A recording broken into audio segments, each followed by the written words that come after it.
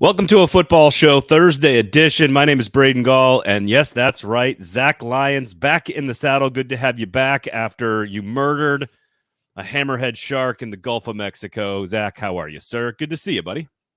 Doing good. Just making orphans out of all kinds of sea animals. I do enjoy, and we're gonna look. We got a great show today, brought to you by Sinkers Beverages and the Kingston Group. You guys know the drill. You want to get into the comment section, be a part of the show. We love that. That's why we are live for you guys on Mondays and Thursdays at 1 o'clock Central Standard God's time. Good afternoon to you, Derek. So we are live here so that we can interact with you guys. So obviously, Ryan Tannehill is a huge racist. So we'll talk about that today on the show. Sure to be taken out of context. Obviously, there's a conversation, and Mike Herndon wrote a piece about this for paulkarski.com.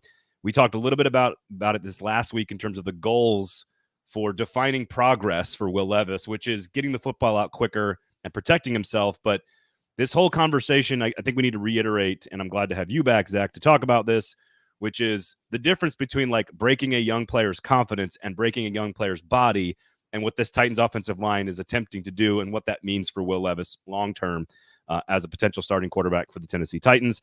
Obviously, there's a lot of hot seat conversation because when you are, 2-13, 2-14 in your last, or 3, I should say, 3-14, 3-15 in your last 18 or so games, there's going to be conversation about that, but I think there's critical context that needs to be included.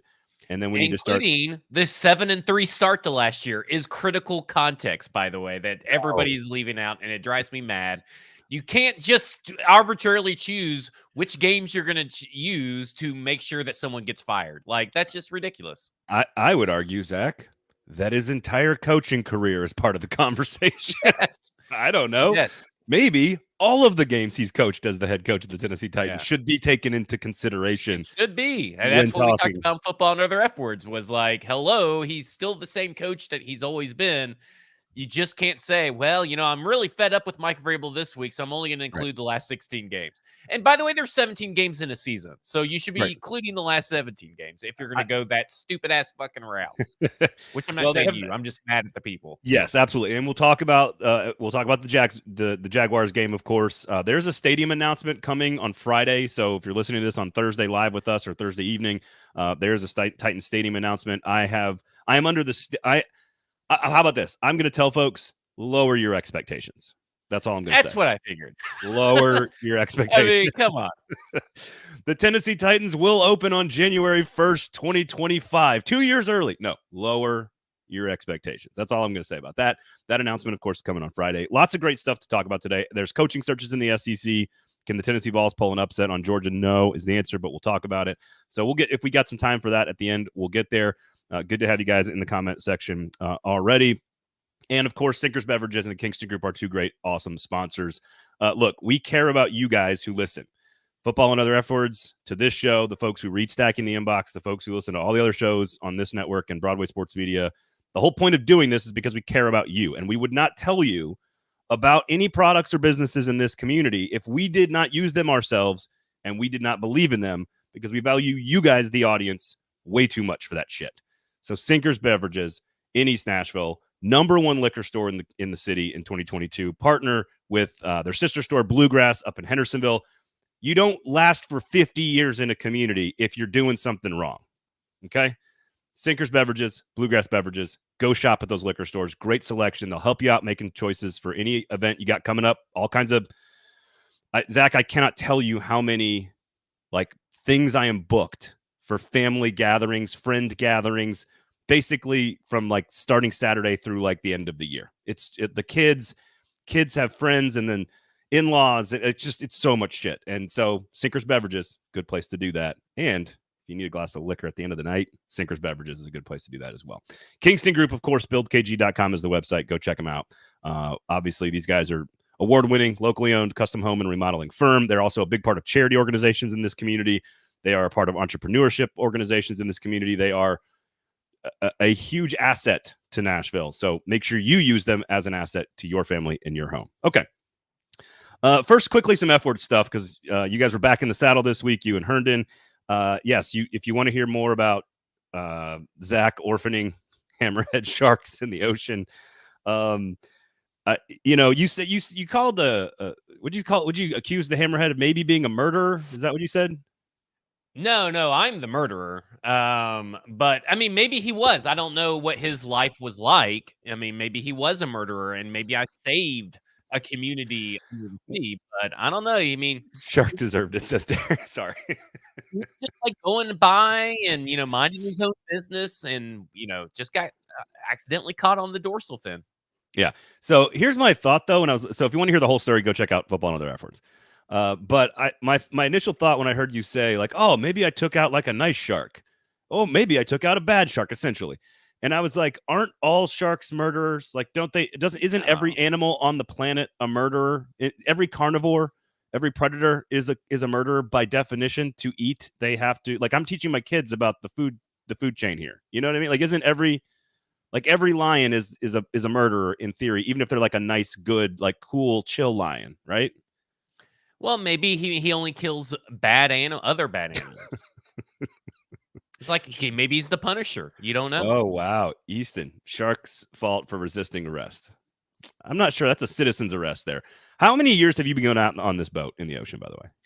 Oh, just only like 2 or 3 years. Okay, so I mean, I've been deep sea fishing many years, but only on this particular boat 2 to 3 years. How many hours did it actually take for you to roll in that almost 200-pound tuna last year? Oh, it took about 2 to 3 hours. 2 to 3 hours. How are your hands? How are your hands feeling after that? Fine. I mean, we had gloves and stuff, and like it's not the way the reels are designed. You're only supposed to reel in when the fish has like quit moving, so it's not that difficult. Gives you some slack. You pull it in. It was a hammer. He's saying it's a button head, but it was a hammerhead shark. So hammerhead shark. Here's my question: we were way far away from America, so any American button head fish or whatever you're talking about does not apply. So my question is: during this 2 or 3 hour grind, let's call it 3 hours for no particular reason. During this 3 hours, do you have moments where you like lack in energy and focus, and perhaps you are you're taking a few plays off, hypothetically, you might say? No, I would say that we did a good subbing, and I worked probably even when I was on the bench technically, with my gloved hand, I'm pulling the line in as the other person is moving, so we're getting a little bit of extra push. So I don't really take plays off. Now I had to take 2 plays off. My hand cramps, so I need to get pickle juice, which we had on the boat, and then I had got ocean water in one of my eyes, and I couldn't see, so I got some fresh water. That's about it. Okay, so like reasonable reasons to take a play off, like out of the game, give somebody a take a breather, fix an injury. These are the things that you would do if you took plays off, hypothetically.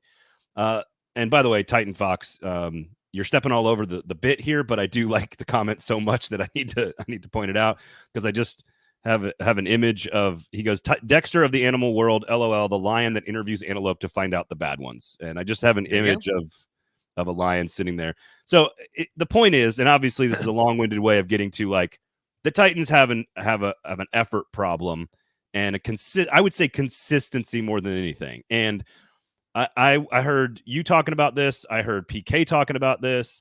And I think I have always been of the belief that largely the NFL's contract system doesn't really allow for like lollygagging and loafing. It doesn't really allow for that, unless you have like Jeffrey Simmons, for example, recently signing a massive contract where you got your big paycheck, and like maybe that's where you could see. And I'm not saying this is about him specifically. You go back to Albert Hainsworth, right? When you got paid by the Commanders. Yes. That's a very old example. I'm sure there's Le'Veon Bell maybe would be a more recent Randy example, Moss. But there are other maybe there are other examples of players that have gotten paid that don't show up for their contract.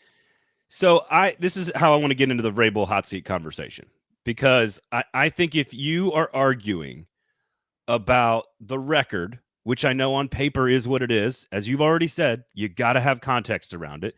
If you're going to argue about Mike Vrabel, the head coach, you need to include his entire body of work. You need to include what the possibilities outside of the body of, like, if you're going to move on from Mike Vrabel, have a plan. Don't just fucking do some shit. like to actually have a plan in place. So who do you think is guaranteed to be better than Mike Vrabel? I'm willing to bet you the percentage chance that you went and hire a better coach than Mike Vrabel is extremely small. Mm-hmm. And so I think these are all things you need to consider. And I think the wrong hot seat conversation is taking place. It is about the record and about the immediacy of right this minute and etc. It's like, oh, right now they suck. Right now they're not good. They were bad last year. To me, the only conversation that I would have about Mike Vrabel, even getting close to the hot seat, because I don't think it's even close. I don't even think it's a possibility right now. He has to have another terrible back half of the season, in my opinion, to even be a conversation, is about the effort and about the culture and the motivation. Like there's the problems with this team, as I said on Monday, is talent based. That like you come around to sort of like me and Herndon's thoughts that like this team is not deep and not overly talented, and when they lose a couple of key pieces, it looks even worse. Ultimately, though, motivation, effort, energy, attitude, that is stuff that comes from the coaching staff. Yes, you need to be self. I disagree to an extent. Okay. Because I played sports. So when I went on the field, even if my team sucked, I always gave it my all. And I don't think that you are seeing, I'm not going to include special teams. I don't think you're seeing 22 players going out there and giving it all, even if their team sucks and even if they may lack talent, which you can lack up in talent. They are grown ass man. Now it is the coach's job is in their job description to motivate, coach up, game plan, to put them in position to succeed, but it is ultimately on the adults on the field, the players on the field, to keep their energy up, to make sure they're executing properly, and to make sure they are giving maximum effort on every play. So that's kind of where, like, I get what you're saying, but I think there is a difference between who's ultimately responsible and ultimately you are responsible for yourself. Yeah, and I can't argue that when you're out there for those 4 seconds or 6 seconds, like it's on you to go max effort. Like that's on you. I get that. But if you look at the list of things that Mike Vrabel is sort of like, what's his job? Like what's his true responsibility? 365 days a year. Like what's his job? And part of it is putting together a roster with the front office. That doesn't happen really as much during the season. It's certainly not the thing that you can like debate about. Like it wasn't good enough in the offseason. We can address that in the offseason and what their plan is going to be in the offseason. That is kind of what it is. It's not, he doesn't call plays. It's managing the game for sure. And which we know he's like, has a better understanding. He's a master's degree in the NFL rule book, probably more than anybody else in the sport. It's putting together a coaching staff, which you do also in the offseason. So we can be critical of like why he didn't fire Craig Aukerman, for example. Like we can talk about those things. But again, none of those things have changed between the beginning of the season and today. So as a CEO, the psychology of leadership is kind of the only thing, because I don't think it's the scheme. I don't think it's Shane Bowen or Tim Kelly, of which you can put on Mike Vrabel, but I don't think it's either of those two. It's like, to me, of all the things that you would lay at Mike Vrabel's feet in the season, the only one that I think I can even put on him, and I'm not trying to apologize for Mike Vrabel here because the team hasn't been good, but like the only thing I think you can put on him is the reflection of sort of what might be his attitude. And somebody said it earlier in the comments. Titan Fox says Vrabel's seat isn't hot yet. The fans see his lackluster attitude and feel like he's giving up. And then there's also another comment about like how the players reflect that to some degree. That's kind of I'm searching for a reason to be like, you're not doing your job, Mike Vrabel. And the only thing I can come up with in the season is that this CEO motivational psychology leadership thing is showing up with inconsistent effort and energy. And that's it. Well, I mean, I think what you could probably lay at his feet out of all this stuff that we're talking about is maybe the message is stale. Because it's the same message he's used during the winning seasons. He's brought the same demeanor, the same energy. I mean, we joke about it and talk about it all the time for ever since Vrabel's joined, that he's more mad and pissed off after a win than he is losses. And maybe there is a lack of energy and tiredness, but ultimately, again, you know that he's in that office giving it his all. Like, to me, Mike Vrabel's not a guy that's taking days off and slacking, right? No. So when he's on the field, when he's at practice, he's given everything he can. When he's in meeting rooms, he's given all the knowledge, all the motivation, all the game planning that he can. It is up to a player to take all of that. And that's the one difference between this season and every season beforehand is that Mike Vrabel has pretty much said, Derrick Henry has pretty much said, Jeffrey Simmons has also pretty much said, this is a player problem. They have all three alluded to it in different ways, in different forms, with the words they've said. Derrick Henry most recently on Sundays, after Sunday's loss. But they are all saying it, and nobody wants to hear it. But they are all saying, essentially, it's play better. It's not coach better. And I'm sure there are some things you can nitpick with every head coach, decisions. Sure. And it's impossible to be perfect. Yeah. The players, Derrick Henry and Jeffrey Simmons, the two most beloved players currently on this team, are telling you it is the players. They have to play better. They have to have it's purpose driven. They have to find ways to motivate themselves, because there's only so many times a coach can say, play better, do your job, do this, do that, don't turn your head, do this, do that. There's only so many times a coach can do that. And maybe they've just ran out of ways to tell certain players how to do it. But I mean, Jeffrey Simmons, Derrick Henry are telling you right now, right? It's the fucking players. And maybe people don't want to hear that, but it is. No, it's definitely the players. I said it on Monday, and Easton kind of agreed with me, and then kind of pushed back on the defense. Like, I don't think there are dudes. I don't think there are difference makers on this defense outside of Jeffrey Simmons. You kind largely of flip flopped on what a dude, the definition of dude, and then maybe you said it's stars, and then Well, and I'm okay with. And I'm okay with a good, smart conversation with somebody else, like changing my opinion in real time and maybe evolving that. I view that as a sign of being an adult male. But like, what I think is interesting is when I say that, to your point, I sort of mean like a guy who is a top, let's call it 8 player at his position in the league. So you don't have to be number 1. You don't have to be Mahomes. You don't have to be the best guy in the world. You don't have to be Aaron Donald. But like, are you a top third at your position, like, dude, difference maker, like a true difference maker? And it's okay to have a larger definition of that than I do, or maybe I have a smaller, I'm okay with sort of everybody having their own perspective on that. But I think there's like one on defense. It doesn't mean that Danico Autry is not a really good player, or that Roger McCreary couldn't be a very good player, or that Sean Murphy-Bunting isn't clearly better than all the other options. Like, that's all good, important context. But there is one dude on defense. And then there's maybe one superstar. I agree. There's one superstar. Right. And I'm not sure who else is a top 8 to 10 player at his position. Ultimately, and I don't want to get into like who's there and who's not. Yeah, I don't either, because it was a silly ass argument that lasted way too long. You had 2 of them on that episode. I was like, my God, could y'all shut the fuck up and get to like Will Levis? All right, calm down. Will Levis wasn't that important in the Tampa Bay game. It was just not that. There's nothing there for us to learn about Will Levis, because but I do think this is ultimately, and Stoney asked this question. He says, let me scroll back up here. He says, folks have talked about Jeff Simmons not being his usual self this season. Could it be a trickle-down effect where maybe guys are looking to the leaders on the field, some osmosis shit? And I do think I'm ultimately, I think it's the players.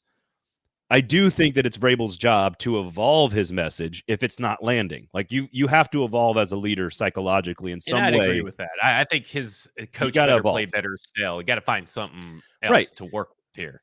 But it does. But Stoney is right in this, that it does.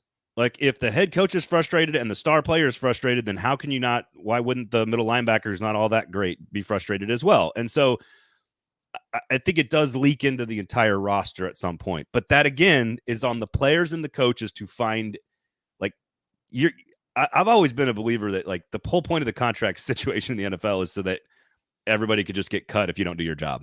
Like, that's the entire point of the league. Mm-hmm. Every other league has guaranteed contracts. I think there's a major house cleaning coming, and they couldn't afford to do it this last offseason. But, I mean, and I've mentioned on Football and Other F Words, I mean, there just has to be, right? I mean, you got all these players that have been kept or you're forced to keep because of depth issues, and they're not even really that good.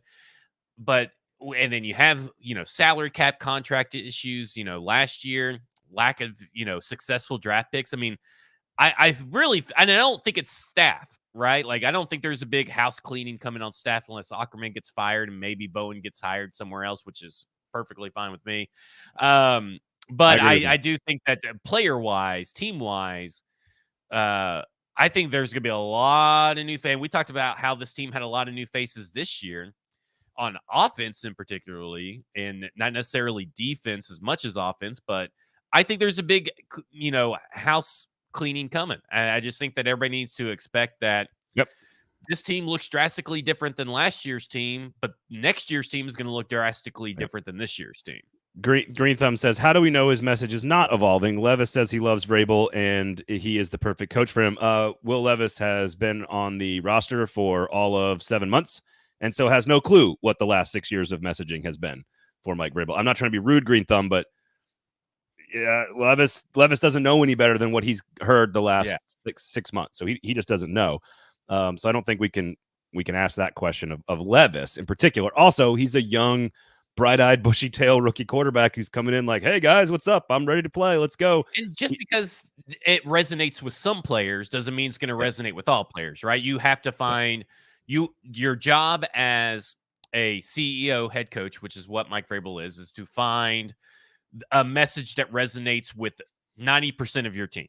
You're not going to have a 100% buy-in or message from every player, but you need to have a majority buy-in. And right now, there's not a majority buy-in. Well, it's almost the opposite of how he described his defense. What was it? It was a front multiplicity and coverage consistency. Yeah. When it comes to leadership, you need sort of foundational consistency, and then you have to cater your message to the individual to maximize its efficiency. That is leadership 101. And so I think he's very good at that stuff. You can't tell me that after 6 years of elite culture, every single free agent I talk to that comes in here, what do I ask him every time? The first time I see him, I say, what is it about Mike Vrabel that makes him different than the other coaches you've played for? And every single one, to a man, says it's about building a relationship with me. It's about communicating with me. It's about holding me up as like an individual inside this larger team. Like, it's all about the psychology of leadership. So I just don't think that's, while I can ask that question of Vrabel and put that at his feet and say, look, if you're going to be blamed for something, I'm going to blame you for the lack of consistent effort and energy in the locker room. But I also then can't ignore the 6 years of context about who Mike Vrabel is and what he's accomplished. So, and let me say this: these players name search on social media all the time, and I'm sure that does not help your mental attitude and your desire and your want. And some people it does. Some people are motivated. I think it's CJ Uzuma is going through and like bookmarking and liking every tweet that tells him that he sucks or whatever. But that's a bad way to live your life, I feel like. So for me, if I was a team, I know that a couple of years ago that Mike Vrabel went in there and showed all the all the bad tweets and everything as motivation. I think during a losing streak, I think that maybe banning social media would be the best choice of action right now. It isn't. So maybe it's a little bit of the fans' fault. Fucking losers, get off the internet, go touch grass. I say this extremely unironically as a person who creates content digitally on the internet. Social media is not good for you. The social part is the problem. Media is good. Media can be healthy, can be nutritional, can be smart. We can build a community in here and we can talk and have a conversation. There's the take for you. Blame the fans. Let's blame the fans. We're just spinning around on them. No. There is some media, and we'll get to this in a second, that does need to be blamed for being a bunch of fucking dumbasses, but that's a different subject altogether. So anyway, I think the smart conversation about Mike Vrabel is that we are not anywhere close to the hot seat. But if you're going to blame him for, I think the end of the season is like at the earliest. I think we're a ways away. Trading him to New England is that they have an opportunity. If they really don't want Mike Vrabel to be their coach anymore in this weird world where they're so bad that they just ignore 5.5 years of 6 years of being a high quality coach, in which he'll get snapped up immediately by another team, and you're going to hire a worse guy. Okay. Through all of that, you don't want him to be your coach, trade him to New England. I've said it now 3 weeks on the show. You can get something back for him in return. So there is no world in which they are firing Mike Vrabel. That's I my would say opinion. this. I would say that if you're looking at your oven or your stovetop and you're setting the dial, and Mike Vrabel was sitting on your stovetop right now, he's on the lowest burner with the BTUs. Okay, so it's typically your back right burner, Yep. and you got it on melt. It's on melt right now. It'll melt a stick of butter in a pot, over 10 minutes, and it will never like really burn the pot or anything. Keep it warm. That's where he's at. He's not at a 2 or a 3 or 4. He's not mid-low or mid-high or whatever. He's that warm. And I think that's an appropriate place to put it, is that his pants are melting. And that's what it needs to be. Not a hot butt yet. It's just a little warm. It's like a heated seat where you kind of forget that it's on, then you think you peed yourself. That's where we're at with Mike Vrabel. It feels like you peed yourself. Yeah, it sounds like a personal problem to have your pants on fire. That's for sure. I think you're right. It's like a 2 out of 10 if you had to put a number on it. It's like we're kind of like side-eyeing the conversation, and I think it's a stupid conversation to have right now. I think the smarter one is, what is he to blame for? Like, what are you actually blaming him for? And for example, while you were out, we talked about this. Does the defense need to be more simplified? Is that a thing that they need to make it faster and more streamlined? Does it need to be simplified? I still think it's a player problem, but that's a thing you could maybe say, all right, Mike, are you evolving with Shane Bowen to maybe simplify things to make it easier to play faster in the defense? Okay, let's ask that question. Offense, same kind of thing. You said this on F Words. Are they throwing enough short passes? Has he leaned on Tim Kelly enough to say, I want you to do more of this, and this is going to help our rookie quarterback and our shitty offensive line? I can't believe a world in which he has not had those conversations with people. Like, what do you think he does? Just watches the game and is like, says fucking nothing to his whole entire coaching staff? Like, what are we doing? Well, maybe he's having different ways about that conversation, right? Like we talked about messages and all that kind of stuff. You know what I'm saying? Like stale messages. Maybe he's not communicating.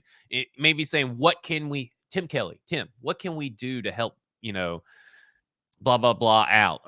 And here's what we see from the defense. Instead of saying and just dictating, we need quicker passes. Like sometimes we know that Mike Vrabel gives his coaches a lot of leeway.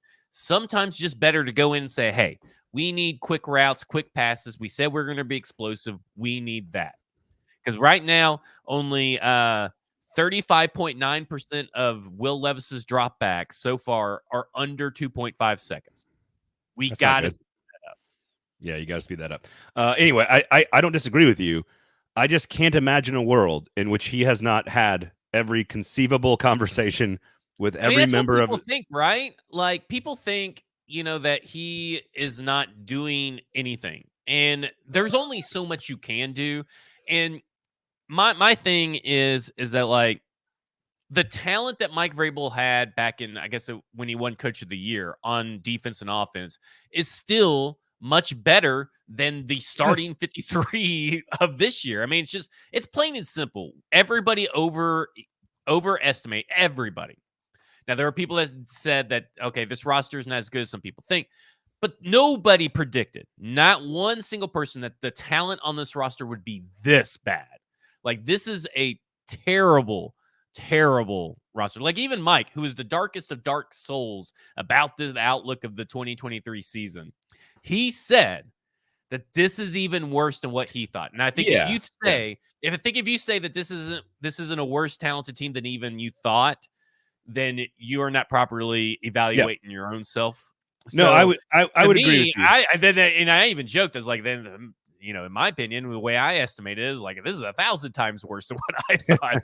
But I mean, it's people could still be right about, okay, maybe they go 8-9 and it's still an 8-9 team. This does not look like an 8-9 team. Now, the schedule may make it look like an 8-9 team at the end of the season, but as I've said many times before, wins and your schedule does not really reflect, more often than not, the talent of your team. And the talent of this team right now is nowhere near close to even the Coach of the Year squad. So Ed Henry says, could you make an argument that with competent tackle play on both positions, could they be a 6-3 team? And I would argue that the NFL, every team in the NFL is a couple of plays away from being 3 or 4 games worse or 3 or 4 games better. That's sort of how the product is intentionally designed to work. And I mean, yes. Is this roster worse than I expected? Absolutely. Is this team right about where I kind of expected? It's probably about right where I expected. There might be 1 or 2 losses. Like I had them at 2-4. I didn't have them winning the division. I had them with a losing record because I didn't think they were deep enough and I didn't think they were talented enough. And it's worse than that. But yeah, that's ultimately where we are. And to your point, they have some opportunities to win some games because of the schedule. And so they and let me say this: rally. The competent tackle play, sure, right? But there are lots of points left on the board in the Saints game. There are lots of points left on with both incompetent tackles, right? They have 9 red zone touchdowns, 28 red zone trips, right? Like, if they were at 50%, they would maybe be at 6-3 because the defense has done their job limiting points of the opponent. So maybe even if they went like 50% red zone percentage, which is, I would assume, about, half mark or something. I don't know who's that way, so but like, I don't know if you listen to me, I'm thinking that is that. So they're at 32%, which would be the worst total in the NFL since 2012. It would be the worst number in the. But the Jets are worse. But the Jets are worse. We talked about this a lot on last Thursday's episode. In that, if they were like they are not just bad for the Titans, and they're not just bad for the NFL this year. They are historically bad in the red zone. And so, yes, if they convert a couple of more of those, absolutely could be a 500 team or a couple more wins or whatever. But again, that's sort of how the league is designed. The league is designed for teams to be as even as humanly possible. And then it becomes the margins that becomes the difference. And when you are, I would say, a bottom 5, bottom 6 talent roster, you're going to have to do some heavy lifting in those margins to win games. And we'll see. We'll get to Levis and all that stuff here in just a second. I will say the other 2 things I heard from F words. First of all, I heard you say you thought bringing in Josh McDaniels. As soon as you started that, I was like, oh my God, I hate fucking Josh McDaniels. Let's not do this. But in the NFL, unlike college, where you are not limited by any like financial structure or number of people you can have around, like any idea is a good idea. Anybody with experience is a valuable asset, even if you're putting him way down the depth chart and just having him comment from like the back row. Like I'm okay with that. So I came around on the Josh McDaniels idea, bringing him in as a Jim Schwartz type of consultant. And I think there's a chance that Mike Herndon has to eat a hat on live YouTube on Football and Other F Words. I think Marvin Harrison Jr. does not fall out of the top 3, or he'll eat his hat. Is that what it is? Yep. I think he goes top 3. So okay, so on the red zone attempts, by the way, maybe we could dive this into. Do you want to go to the? I want more hat talk. I want to eat hats. I want to know. Well, I'm just saying, the 16th best team is the Atlanta Falcons, and they are converting 53.1% of their red zones trips. The Titans are converting 32.1. If you're even, it's almost like the offensive line that we said. Even if you have an average offensive line, that's all that matters. If they were an average red zone team, this team would probably be a winning record, and we would not be talking about Mike Vrabel at all. Like that's how thin the margin of error is, which we have always talked about for this team. But they've always been a good red zone team. Now they're a terrible red zone team, and that is the recipe for disaster right here. And just so that you know, I don't have the numbers in front of me, but I would say that the top 2/3 of the NFL each year is above 50%. Basically, it's like the last. I would say, 50% is number 23. So like there are 1, 2, 3, 4, 5 from 19 to 23 that are at 50%. The majority of the NFL each year is over 50% in the red zone. That's what you need to know. And right now they're at 32%, which again, the Jets this year and the Titans this year would be the 2 worst red zone offenses in over a decade. So I just want to that's important context to understand. So, okay. So Trey says McDaniels ? Schwartz brings value. Josh does not. I think you are overplacing the amount of power he would have. You're overvaluing the amount of power he would have. The idea is when he's asked to be a head coach, he's fucking terrible. But when he's designing a play, he's got experience. And so if he's the third or fourth, we detailed all that he did with the Patriots and as far as rankings and stats, we dove into it in Football and Other F Words. It's a lot better than what you think, and it's a lot better than what the Tennessee Titans have fielded for the last 3 years. Yeah, basically, because again, if you want to hear that full conversation, go check out F Words. But I think ultimately, if he's the third or fourth voice in the room and he chimes in with one comment a week, like perfect, fine. That could be an asset to the team. There's no reason to leave any stones unturned at this point of the season with a rookie quarterback. So if you want to move on to Tannehill real fast and the internet stuff, because this is not a long conversation here, but like there was an article written about this, and this is where I do think sometimes it's important to be critical of the mistakes that media makes. The vast majority of people in the media are doing the best to try to provide the best coverage and be accurate and honest. But this Deadspin article about Ryan Tannehill essentially only helping white quarterbacks because he's only going to help Will Levis and not Malik Willis is so factually inaccurate that it hurts my brain as like on all the different levels, like as a human, as a sports fan, as a broadcaster.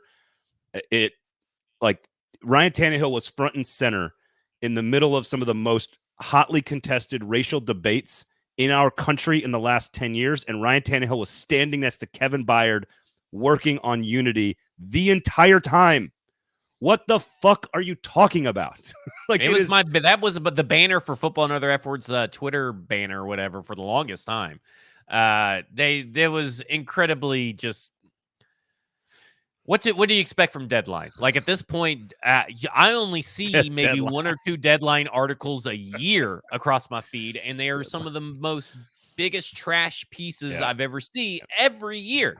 It used to be good. It used to be, but it has been nothing but terrible, and I couldn't believe it. It's revisionist history. It's people that don't cover the team and are taking quotes way out of context and not understanding that, Tannehill was doing the same thing with Malik Willis that he was doing with Will Levis. It's just that everybody didn't hear how they wanted it heard, and that's how it is. They selectively chose a couple of comments, leaving out the entire body of work of his life. His life. Like when it comes to this stuff, because I know we are in a time in our society where we are being, we're overcorrecting, right? This is what being sensitive to pronouns means. And this is what we're just overcorrecting on sensitivity. It's what Me Too meant. It's what BLM means. We're just trying to be smarter here. It doesn't mean we're not going to overcorrect a little bit, but like you are the body of your decisions. You are the body of work. This is like Mike Vrabel on the hot seat. Like you're 6 years of a head coach, not 12 games. Ryan Tannehill's had a whole life of decisions. And as the Titans quarterback, the entire time he's been here, he has done nothing but the opposite of what that article says. And that is so dumb and lazy and bad. And I don't really blame media entities and writers for having bad opinions very often because we all have them. But that one is so lazy and inaccurate that it's upsetting to me. So I just it's terrible. Terrible journalism, if you even want to call it that. That is like lowercase j font size 2 journalism. Yeah, it was an interesting website for a long time, and now it, like almost all digital properties over the last 5 years in the written space, they have to chase the big thing that gets the clicks, and that is unfortunately just the way the business works. Every niche company that used to have these little communities of people, they've all had to go this direction. You pick one, SB Nation, Vox, you pick it. It's the same shit. It's all the same stuff. So, again, Ryan Tannehill, front and center during racial, I don't even know what to call it, like just contention and tension in our community. Ryan Tannehill with Kevin Byard, front and center, preaching unity and togetherness. I don't know what else I need to say. So, okay. Yeah. Terrible. Very upsetting. I hate when people just get the facts wrong. Okay. All right. This conversation about Will Levis. All right. It took us 41 minutes, but we've gotten to Will Levis. Are you happy, Zach? We got to Will Levis? I'm happy. Okay. We didn't have to spend 40 minutes arguing the semantics that you guys did for stop it. That episode. There was nothing to talk about with Will Levis. There's something to talk about now, which is and Mike Herndon wrote about this for Paul Karski. You guys talked about it. I've said this particular phrase many, many times. If your confidence is broken because of adversity, you ain't QB1. Can your body be broken? Maybe. I think there's a more interesting conversation to be had about that, because I think the one piece of context that you guys left out of your conversation, go listen to F words. Joe Burrow, 32 sacks his rookie season, 51 sacks the second year. I believe he tore his ACL in the first season, I believe, right? And then Super Bowl the second season. Tom Brady, 41 sacks in his first season. Justin Herbert, 32 sacks in his first season, sacked over 100 times in his first 3 seasons. Jared Goff, only 26 sacks in his first season. Here's the difference between David Carr and those guys. 76 sacks is an absurd number. So Will Levis needs to protect. But he also himself. wasn't good. Like no, absolutely. You know what I'm saying? Like I think that's the biggest difference, in my opinion, is that he just wasn't good. no argument there. But my ultimate point is there's a difference between being like under pressure a lot, Joe Burrow, Justin Herbert, Jared Goff, Tom Brady, and what Derek Carr dealt with, which was 3 times the number of sacks as any of those other guys. Well, and that's why I don't think people should bring up Derek or David Carr. Like, in my opinion, I think because here's the thing, because we didn't bring this up, and I don't think he even brought it up in this article, and it just hit me talking about the difference. That was the first year of them being a team. Yeah. They're not a well-built, they weren't a well-built, well-oiled team that he went to. You know what I'm saying? He was their first quarterback, their first franchise quarterback of an expansion team that was terrible for years and years. I mean, for nobody thought that they were going to be any good until really Deshaun Watson suddenly popped up on the team. They fluctuated, but they weren't like, they didn't have staying power or anything.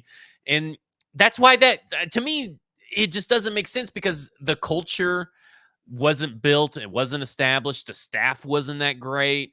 I mean, the team obviously wasn't that great in the offensive line, and he wasn't a good quarterback. It was a quarterback out of necessity almost. So, like, to me, it's like, it's the worst possible that is essentially the worst possible situation for any quarterback to go into, but especially a quarterback as bad as David Carr.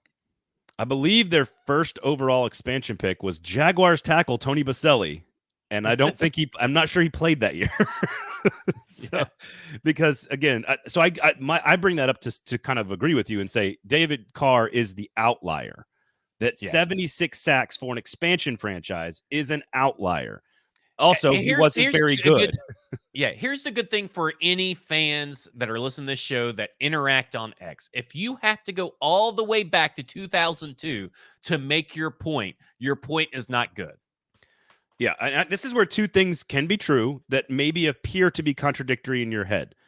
Largely, you cannot, if a quarterback is going to be a starting quarterback in the NFL, he is mentally tough enough and physically good enough to be a starting quarterback in the NFL. You cannot break him physically or mentally. It's just not possible. If you're QB1 and you're a dude, it's not possible. Ultimately, I think that's sort of the point. Also, at the same time, you need to learn to protect yourself, and the team needs to do a better job of protecting him. So both things can be true. I fully agree. Yeah. So Levis has to be quicker. He has to get in check. He needs to check out of bad plays. He needs to slide protection better. It's all part of his evolution and his growth process. But he can't keep taking all the hits he's taking. You got to protect him. Yeah. He does, and the team does. Also, if he's QB1 for 10 years, none of that shit matters, because Joe Burrow tore his ACL, went to the Super Bowl the next year, and we've seen all these other guys get sacked and hit a lot. It doesn't mean I want him to. Right. But that is the reality, and I've said this all along about college quarterbacks too. I agree. You can't be scared to play these players. I mean, you do more damage putting a player in, yanking a player out, putting a player in, yanking a player out. I think you do more damage that way. Now, again, he should be able to overcome that, but it's also about repetition and consistency for rookie quarterbacks to get comfortable. Now, in saying that, I agree. They need to do a better job of doing quick passes, establishing a quick passing game early in the game to set up their deep shots, as well as using play action. They need to they're not going to be able to find it this year, but they need to find the best combination of 5 offensive linemen as soon as possible. And hopefully that happens this week. Yeah. Hopefully Brunskill's back. Hopefully, it's Chris Hubbard all the way to Dylan Radins, and that's who they stick with, right? So consistency, and then you build upon it next year. And people want to say, well, the Colts ruined Andrew Luck. You can say that all you want. Now, they had a hard time. He was pretty awesome. He had a hard time, like Marcus, not getting injured. You become injury prone. If you want to blame the team for either of these guys being injury prone, I would say this. Andrew Luck had the weapons to not be injury prone and the full talent of everything to get the ball out quick. He was thick. He was physical. He's a big quarterback. He eventually decided he didn't want to play anymore. The team did not force him into retirement, right? The team did not force him into retirement. And that's fine. If that's what you want to do, that's fine. Because he could have held out, forced a trade if he wanted to play football, but he did not want to play for the Colts. There were many different ways for him to go about doing that. That did not require him retiring. Are people saying that the Colts broke Andrew Luck or something? Yeah. Oh yeah, all the time. People say it all the time. And Andrew Luck is like one of one. Jared Stillman says it all the time. And then he says that the Titans broke Marcus Mariota. And let me tell you, Marcus had the best offensive line this team has probably ever seen in terms of pass blocking. He went 26 touchdowns, I think, right before he got injured. Very few interceptions. He was looking like the guy.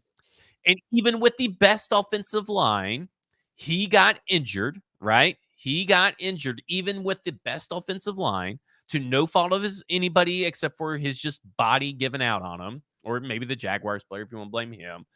And thus, it just kind of derailed. And he never wanted to change. He never wanted to change anything about his offseason. That is him. That is a him choice. Like, there's the staff didn't ruin him. The many offensive coordinators didn't ruin him. Marcus chose, Andrew Luck chose different ways of ruining their careers themselves. And that Andrew Luck. But I think it's even more complicated than that, which means none of it can be applied to each other. Like, and certainly none of it can be applied to Will Levis. I think, right. To me, Andrew Luck is just a guy who's like a master's from Stanford who doesn't want his head beaten in anymore, and which could happen with a good offensive line. Like, you can take Tua is like, I'm concerned about all these players' general mental health over the long run. Like, you take one bad hit, it doesn't take a bad offensive line to get too many hits to the head, for example. I do think the one thing that people don't, I think Marcus's arm was ruined on that throw, but that was like a fluke elbow to the helmet thing in Miami. Like, that was not that particular. And I think his arm strength disappeared after that because of the nerve damage. Like, I think that's a different thing that we can discuss. I just didn't think he was very good to begin with. And you could also say that if all of that adversity messed with his head so much that he wanted to quit temporarily or whatever, or even what happened with Atlanta last year, then he's not mentally tough enough to be QB1. And Deagle says this. I don't think people fully appreciate that level of mental toughness as well. I agree. But that is why you make millions of dollars to play football, because you are capable, supposedly, of handling Patrick that Mahomes level. On his trip to the Super Bowl last year, we all saw it on Netflix. We saw it in real time. If you're looking at that thing, he gets injured. He somehow plays through it. He goes and does everything he can during his own time to improve his ankle enough to play in the fucking game. And that's what he did. That's what true mental toughness looks like. I've never respected it's been a long time. That's some physical toughness. That's like that. That's physical toughness too, but that's mental toughness to say, I want to play. Yeah. I need to figure out with my doctors how I can play. And we know that Marcus did not want to do anything outside of showing up to work at 8 a.m. and coming straight home as soon as the practice is over. Yeah, I don't know. I don't think it helps. I know for true fact. I don't think it helps us to relive. Like, I don't think any one of these guys can be compared to anyone. First of all, human bodies are vastly different. I think if we're talking mental capacity, to Deagle's point, mental toughness, because again, that Mahomes stuff with that ankle, I would put that in like the Favre, like Terry Bradshaw, like that 70s, 80s type of quarterback. Well, that's a mentality though, too. It is. Right? It's not just physical toughness. I think you have to have a mental toughness to also block out the pain. Yeah, no question. There's no question. But I think ultimately you are either capable of handling all of the things that come with being a starting quarterback in the NFL at a high level, or you are not. And I don't think taking some sacks or dealing with a high ankle sprain. I mean, Tannehill, I think everybody would have to agree that Tannehill's pretty fucking tough. Like, that guy's pretty tough. I don't think he's an elite player, which is separate from, like, are you capable of handling the stress of the situation? And I think of all the things I would ever say about Ryan Tannehill, the highest compliment I probably could pay him is that I think he is absolutely the mentality and the toughness of QB1. Do I think he has the skills and the talent? Probably not, but, like, that's a different argument to me. That it's like, are you cut from a certain cloth that can handle it? And by all accounts, what I saw on the screen against Tampa and what I saw against Pittsburgh is a guy who is capable of handling it. And also don't take as many hits. Back to Kentucky, right? Like, yes, you've also seen it dating back to Kentucky. He's a tough dude who, and for all the knock on Will Levis that I've done is basically been because of on the field play that you saw on tape. I never questioned his toughness or anything like that. It was because of his on field play. And I said when he got drafted, I said, I told everybody, like, from everything I've read, from everything I know about the him as the person, as the mentality to be great. It's all about connecting that mentality with the physical attributes on the field, and that is my concern. That has nothing to do with it. Right now, I am comfortable with saying that even if he gets injured, that he's going to come back from injury, right? You knock on wood, you don't want him to get injured because you don't want him to miss any time. But I think that you got a guy you could build around for at least the next 3 years, right? The next 3 seasons should be about building around Will Levis. And then if he doesn't work out, then you just draft someone else. It's the most exciting reason to watch the Titans right now. It's Will Levis. Like, it's not that complicated for me. And I like this point. I'm a Titans fan, so I'm mentally tough as nails. That's true. Yes. All you Titans fans absolutely understand what it's like to be QB1, having to watch your team over the last 25 years. There's no question about that. So, again, I think this goes right into our game plan against the Jaguars. How do you actually make this game competitive? Jacksonville is, while they have the best record in the division, has some flaws. Clearly, their defense is playing significantly better, as we talked about on Monday's episode. Offensively, it just still seems like they're buffering, which is how I've described their offense. It's like the pinwheel of death on your laptop. It feels like it's just buffering, and it doesn't click. Of course, watch it do that this weekend against the Titans. So it's a game in which you can be very competitive. But more importantly, it is about showing progress at the quarterback position. Get the ball out quick. Check your protections. Pre-snap reads are important here. Like, receivers need to get open. They need to give the ball to the running backs a little bit more. Get Chig involved. They talked a little bit about that today at St. Thomas, getting Chig the football more. Which again, well, I mean, he's getting the ball thrown in. I don't understand this idea that he's not getting they got to find ways to give him the ball. I don't want the ball to go anywhere near Chig right now, because I mean, like, I don't want it anywhere near him, because Chig is a dangerous person to have the ball near, because it's going to be intercepted or dropped. He has to earn the opportunity to get the ball back. Look, he caught a pass on a 3rd and 4 and got a first down in the red zone, so he earned the next throw in which he almost created interception. So that's the entire Chig season in a two plays in a row, back to back.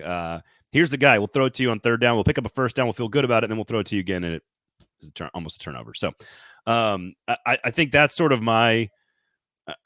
Again, it is exclusively about Will Levis. I'm not sure, like, Roger McCreary, I want to see growth from him. There's other guys that you want to see growth from, but by and large, when you look at the game itself and you look at the matchup, it's like, I told people on Monday, this is the last week to be emotionally invested in the outcome of the game. If they lose this one, I think you get rid of all the emotional investment and focus on the future and analyze the team through your lens. I'm not going to tell anybody how to do it, but you should have probably already left your emotional investment a couple weeks ago. I agree, and I think, to your point, you need to have answers to questions at the end of the season.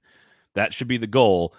My advice, again, I understand separating your emotion from your team is hard to do, even if they're bad. Like, I get it. Like, look at all those Lions and Browns fans that go to games all the time. Like, I get it for decades. But I think if you win this game, I think you can allow yourself to be emotionally invested in the outcomes. If they lose this game, I think it is time to focus on finding answers to everything. Meanwhile, the coaching staff should be doing that anyway. And let me say this: the Jaguars are 2-3 at home. They're 4-0 on the road, so they're not a good home team. But the problem is, Titans aren't a good away team. And I'm looking at the Jags, the home away splits for the Jags and the Titans, offense versus defense, and they're almost exactly the same. They both have faced 313 yards. Titans defense on the road, obviously. Jaguars at home, 313 plays. Sorry. Their normal 8.3 for the Jags, 8.34 for the Jags offense on yards typically to go. Titans defense usually gives up 8.33 yards to go. Yards per attempt on rushing, 3.6 for the Jags on the ground, 3.9 for the Titans defense. Completion percentage through the air, 64.2 for the Jags offense at home, 70.9 by the Titans. So, like, it's not great. It's not 70% completion percentage on the road. Holy shit. Yeah. Jesus. And the Titans offense on the road is only 54.1 completion percentage. And the Jags defense, though, is only giving up 65.4. So it's like something's going to give. And the smarter bet is that's going to be the Jags defense. But I don't know. We're kind of due for a Titans offense, Mike Vrabel upset. But I really think that the Jags are going to win. And I know everybody's predicting a blowout and all that kind of stuff. I still think it's going to be like a 21-16 game. I don't think it's going to be that good. I think the Titans defense will do just enough, and the Titans offense will do just not enough, like they have all fucking season long. And that's just what's going to be. By the way, just change the language in those sentences to be Tennessee Volunteers and Georgia Bulldogs, and you'll have the exact same analysis of that game in Knoxville this weekend. I think it's funny because you've said this a lot this season where you're like, God, they're due for one of those Mike Vrabel type of games. And they did it against San Diego. They did it against the Chargers, and they did it against the Bengals. And the Atlanta game doesn't count because that's like a Will Levis's debut is a different animal altogether. Like, they haven't had one of those on the road. The last road game the Titans won, I was there. Yeah. I was there. That's today, right? Like, isn't today the anniversary of that game? It was Thursday? 26 degrees at Lambeau Field. I was there. And Treylon Burks looked good, and Ryan Tannehill looked good, and Derrick Henry looked good, and like the play calling was interesting. And of course, that night, what happened that night? The ghost of Todd Downing haunts this team since that night. They have not won a road game since Todd Downing had a DUI. Tomorrow is the 1-year anniversary of that game. So maybe you need to take into account some mystical voodoo that this is coming on week 11 versus week 11. I don't know. Maybe there's something to this. This is going to be the fuck it. Do it, Zach. Here's what we're going to do. 1-year anniversary. They may lose this game, but they are going to win out the rest of the way because that is what the data tells us, that it's time to circle it back. The cyclical nature of the NFL. All right. I do not fully believe that or endorse that message. No. I want to throw some good conspiracy theory out there. I do think though the Titans are going to win this game for some fucking reason. I just can't escape it. I don't want to. Like, logically, I know the Jaguars are technically maybe a better team, but they got some little infighting going on with who's going to call plays, and the fans are upset. They've been dreadful at home. They're not very good at home. Their home away splits themselves are not that good. Yeah. Neither are the Titans. And I don't know. Maybe this is the week. My issue is the formula for stopping Tennessee is so blatantly obvious, easy to execute, and there's some strengths on the Jacksonville roster at those positions. So that's the concern. You roll up your corners, you play press man, you don't let them off the line of scrimmage, you blitz off the edge and attack a weak offensive line, and then that's it. Like, you can beat them. That's also kind of how you can play the Jaguars too, right? Like, the Jaguars' offensive line is terrible. This is the week that Jeffrey Simmons, Danico Autry, Arden Key, Harold Landry, and Tierra Tart need to show the fuck up and be fired up and get some sacks. They need to walk away with a Cincinnati Bengals like sack. And I don't know if the Titans will win, but we at least need to see like more than 4 sacks from this freaking defensive line or this front seven. We've been craving it all year long. They need to start living up to the hype, and this is the game to do it in. I had to drop Trey Hendrickson and Carl. What's his name from the Saints? Granderson, the defensive lineman. I had to drop both those guys, and I was looking at who to pick up to play in my fantasy league, and Denico Autry, yes, please. Let's grab him. He's a top 20 defensive lineman from an IDP standpoint. I got Denico Autry into the lineup this week, and I picked up the Jacksonville Jaguars defense. It could be low scoring. It could be ugly. I have a feeling because of the way the league works that Jacksonville plays a significantly better game than they played last week because that's how it works. But that would also, in theory, apply to the Titans as well. So yeah, at some point they have to be better on the road. Like it can't be as bad as it was against Tampa. I can see Will Levis though, the pressure and the sacks and the hits and the pressures and the sacks and the hits. Like it's just going to keep happening until they figure out a solution somewhere. So I'll take Jacksonville. I don't know what the point spread is, but I'll take Jacksonville close, like 24-17 type of deal. And the Titans, once again, do not get to 20 points. But there you go.